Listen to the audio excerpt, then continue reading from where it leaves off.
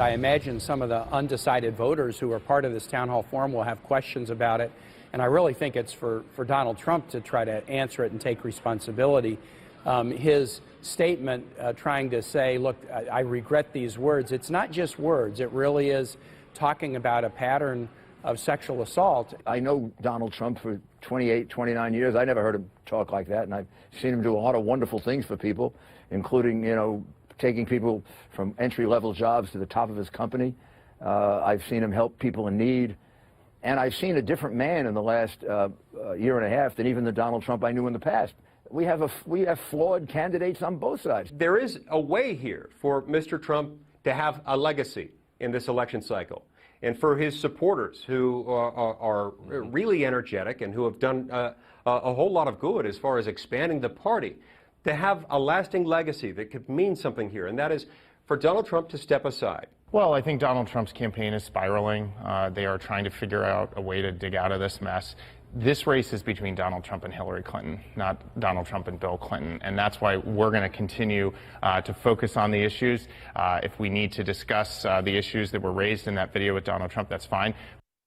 And we welcome you back as we continue our live coverage of the presidential debate. We'll get back to more of the debate itself in just a few moments. But that was a quick look at some of the Sunday talk shows focusing on Donald Trump's recent leaked audio and those infamous comments about women. Now, for more on this, let's welcome in Juan Pablo Andrade. He's a Trump campaign surrogate and advisor to Donald Trump's National Diversity Coalition. Juan, it's good to have you with us tonight. Thank you very much. All right, so we've heard the comments. We all know that they are, you know, not the type of comments that we would make in front of our moms. Let's just get that out of the way. Of course. And we talked about how this could impact undecided voters. We talked about how this could impact women voters. How about the Latino community? Is there any significant impact you think this will have on them?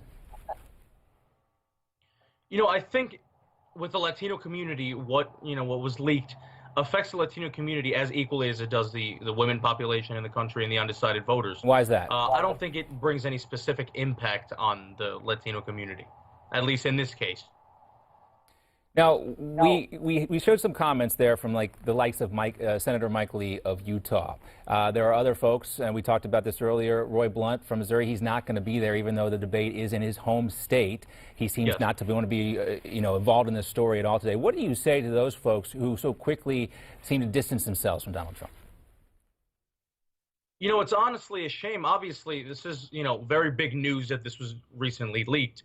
But we have to remember that this was taped 11 years ago. Right. 11 long years ago, where Mr. Trump was just known as a media personality and an actor from time to time. So, it's just a shame that he's the nominee and now the party is, most of the party is distancing themselves from Mr. Trump, because this is not, this tape does not reflect on the man that Mr. Trump is right now, who he is as the Republican nominee running for president. I just wonder why these set of comments, they are bad, of course, but there have been other bad things that have been said by Donald Trump. To see Donald Trump to apologize in the way he did in that, it almost seems like a hostage video late at night, that was very weird to see as well, because Donald Trump has so famously said he's not going to apologize for anything. He might have some regrets, but doesn't like to apologize. You mentioned the fact that this was 11 years ago. Donald Trump could have simply said, look, my life has been on television. That was a moment in which I didn't know I was being recorded. I don't, think those things now. I wouldn't say this now. I'm a changed man. But the apology, do you think there was an overreaction, perhaps, from the Trump campaign? Not necessarily. I wouldn't call it an overreaction. I think, like you just said, I think it would have been a smart move either way. But the fact that Mr. Trump did apologize for what he said also is a very smart move on his behalf. And I know that he will be. I'm sure that this will be brought up during tonight's debate. Of course. And I'm sure it has already. Apologizing live then. Right. There is also part of that Trump video that the campaign released mentioned Bill Clinton. Do you think it is wise for Donald Trump to attack Bill Clinton, even if he is going after Hillary Clinton for protecting Bill Clinton and, persecuting the women who were making these accusations against him?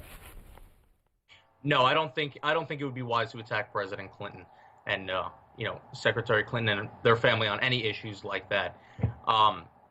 What the voters want, especially the undecided voters in this town hall format, is to get down to the issues. Obviously, the leaking is going to come up, but I do not think I would have not advised Mr. Trump to attack President Clinton. I really hope he does not, but I'm not expecting any attacks on President Clinton, at least. That you don't think so? Okay, I do not think so. I want to take a look at some swing state polls too, because we can talk about Ohio, we can talk about Florida, we can talk about Pennsylvania. Two of those three are absolutely critical for Donald Trump to win. You take a look at Ohio; he has a lead in Ohio right now, but in Florida and Pennsylvania, it's a much different story. How can Donald Trump change those numbers in those key swing states? Because he has to win Florida, he has to win Ohio, he has to win Pennsylvania to win. Yes, well, Pennsylvania with the I'm sure one of the big things that he's obviously been doing is hosting his own rallies. But every state that he's been to, especially the swing states, having certain meetings before and after the rallies with different leaders in the state, and especially obviously with Florida being a big issue. I know tomorrow he's going to be in Pennsylvania all day, and then Tuesday and Wednesday he's going to be in Florida, touching base in Florida at about 4 or 5 rallies. But while he's there, he's going to be meeting with different leaders, especially the Latino community in Florida, which is obviously a big portion of the community. So that's definitely the best way that he could use to, try and get out the vote in those key swing states. We know he's going to have to talk about it tonight. He's probably going to have to talk about it tomorrow because it's going to come up in the debate. Yes. But how long do you think Donald Trump is going to have to continue to talk about these tapes? You mentioned they were 11 years ago. We've got, 3 weeks left until the debate, until the election itself. Do you think he will continue to have to answer for these tapes for the next 3 weeks? I really hope he doesn't have to. I'm sure the media, what they really like to do, especially CNN, MSNBC, they're always going to want to bring up the tapes. That's going to be the number one thing that they're going to be bringing up from now until the election. But, like I said, and like everybody should know, that it was 11 years ago. Despite these flashy headlines, the flashy headlines that CNN and MSNBC and others are putting on, on their websites and on TV, that's the reason why they're going to be mentioning it from now until the election. But I really hope he doesn't really have the need to answer any more questions.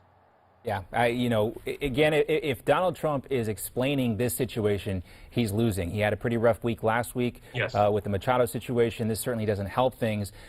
Do you expect more of this type of information to come out? As I mentioned, Donald Trump has lived his last 30 years of his life basically on television and around microphones and around audio. Clearly, people are going way back into the archives to find this stuff. There has to be more, if not already out. More is going to be coming out every single day. No, I don't expect anything else, on this scale to be released, before Election Day. The one thing I have been hearing is that something will be released on Secretary Clinton very shortly, not from the campaign, but from, Do you think the timing of this release was timed to overshadow the WikiLeaks Wall Street transcript release? Which one? The Trump tapes. Do you think there was a coordinated effort by the media to get this information out there to overshadow the impending release of the WikiLeaks tapes? The transcripts from Hillary Clinton's Wall Street speeches. Oh, yeah, absolutely. These obviously, like we've been saying, like everybody knows, this was filmed 11 years ago, recorded 11 years ago. So they've had this for 11 years. They obviously did this in a timely manner, and they wanted to release it. They decided to release it now with the apparent impending, releases that they said were having against Secretary Clinton. So obviously it was very timed. They could have released it 6 months ago. They could have released it the day Mr. Trump announced that he was running for president. Last question for you, Juan Pablo. Do you think that the audience has been stacked in Hillary Clinton's favor? There's some questions about that too, that perhaps the audience members will be picked tonight to favor Hillary Clinton. I really wouldn't like to think so. I would hope that the Commission on Presidential Debates would pick, actual. What's your level of certainty, percentage-wise? Certainty as in that it's going to be done in a fair way. Certainty, in my opinion, I would believe 80%. 80%. All right, well, good. I think that's good. We need to make sure that people still have faith in the process. Oh, yeah. Juan Pablo Andrade, thanks so much for being with us. Great to see you. Thank you very much. Appreciate it. We got much more to come. Stay with us. We'll be back. J.D. Hayworth is going to join us here in just a few moments. Miranda Khan will be back with us more. We got Michael Reagan, we got Dick Morris, and we got John Zogby. Continuing coverage of tonight's second presidential debate, the big town hall style debate. It's been interesting thus far. More to come. Stick around.